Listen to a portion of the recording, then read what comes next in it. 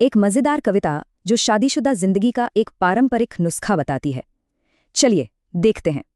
तो सब शुरू हुआ एक पति के रोज की शिकायतों से, जिसे उन्होंने कविता में लिख डाला। उनकी जिंदगी कुछ ऐसी थी कि रोजमर्रा के तालमेल में कुछ ना कुछ गड़बड़ हो ही जाती थी।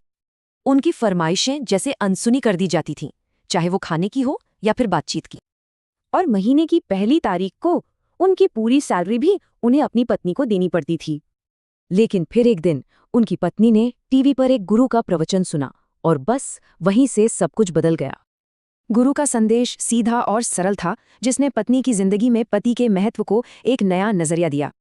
तो असल में इस एक संदेश ने उनकी पत्नी के व्यवहार में एक जबरदस्त बदलाव ला दिया। उनकी छोटी छोटी फरमाइशों से ज्यादा अब उनकी जरूरतों का ख्याल रखा जाने लगा। उनके व्यवहार में मिठास आ गई और घर आने पर राधे राधे कहकर उनका स्वागत होने लगा। ये बदलाव दिखाता है कि कैसे एक रिश्ता गलतफहमियों से निकलकर समर्पण की ओर बढ़ गया। ये कविता सिर्फ एक कहानी नहीं है, बल्कि ये एक खास वैवाहिक सिद्धांत को दिखाती है।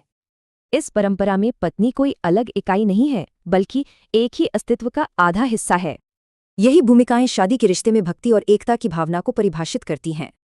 ऐसे सिद्धांत हमारी शक्तिशाली पौराणिक कथाओं से जुड़े हैं, जहां भक्ति की शक्ति दिखाई गई है। तर्क ये है कि आज का समाज इन आदर्शों से दूर जा रहा है, जिससे रिश्तों में कलह बढ़ रही है। एक मुख्य चिंता आधुनिक लव मैरिज में तलाक की कथित ऊंची दर को लेकर उठाई जाती है।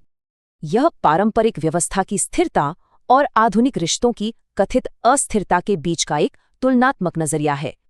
आधुनिक तनाव के इलाज के रूप में एक सरल और प्यार भरे घरेलू जीवन को प्रस्तुत किया जाता है। तो अंतिम संदेश यही है कि आपसी सम्मान ही एक सुखद और पवित्र घर की कुंजी है। इससे ये सवाल उठता है, क्या आज के दौर में ये प्राचीन सिद्धांत वैवाहिक सद्भाव का रास्ता हो सकते हैं?